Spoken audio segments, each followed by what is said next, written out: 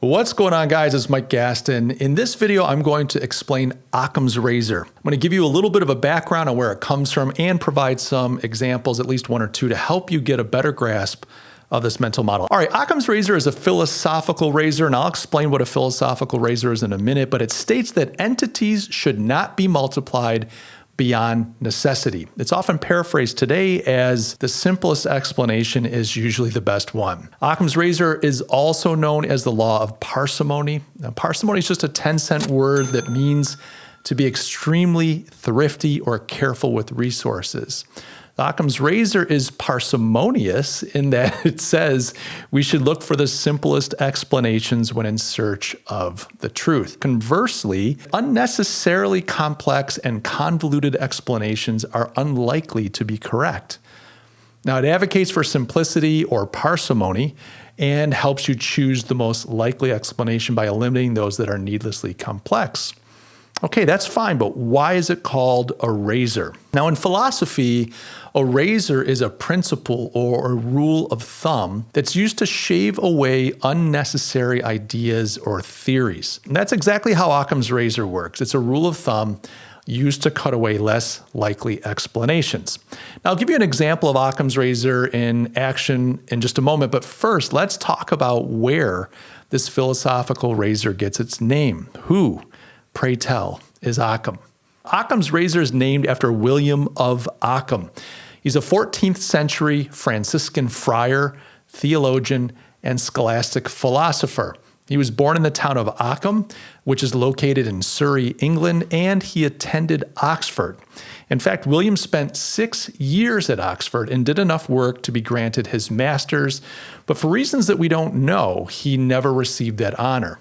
Regardless, he went on to teach and write, and he's a major figure in medieval thought, having produced important works on logic, physics, and theology.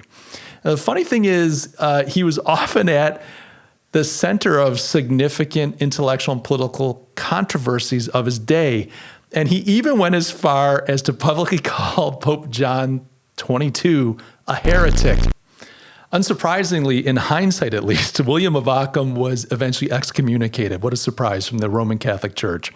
Now, what's interesting about Occam's Razor is that William of Occam didn't really invent it. It wasn't the guy that came up with it. Aristotle, Ptolemy, Aquinas, and Duns Scotus all promoted the law of parsimony, which is exactly what Occam's Razor is, well before William of Occam. It's just that William of Occam referred to it a lot in his writings, and eventually it just got attributed to him.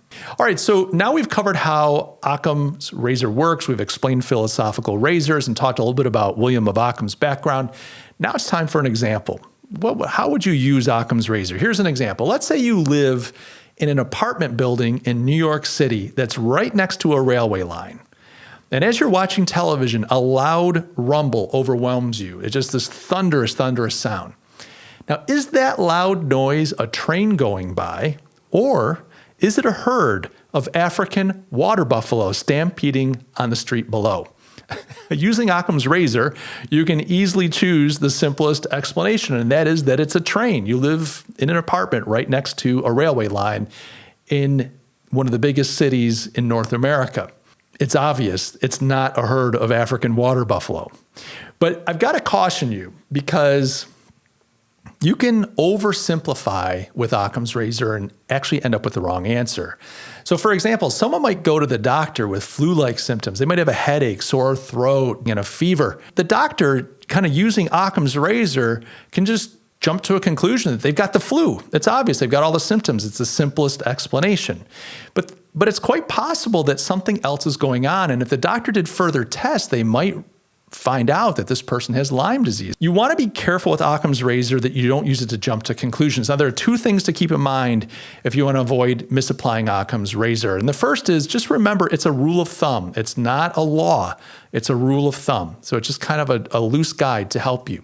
Second, you always need to get as much information as you can before eliminating possible options. You want to look a little deeper if you can, gather enough information. Don't just look at a set of 2 or 3 options. This one's the simplest. It has to be true because you may find that you picked the wrong one. And one of the things about Occam's Razor people don't realize It says that you never want your solutions to be more complex than they need to be, which means, yeah, you want them to be as simple as possible, but complexity is not bad as long as it's as complex as it needs to be. So keep these two things in mind, that it is a rule of thumb, not a law, and that you need to collect as much information as possible, and that'll help you avoid jumping to the wrong conclusion. So there you have it. That's it. Occam's Razor.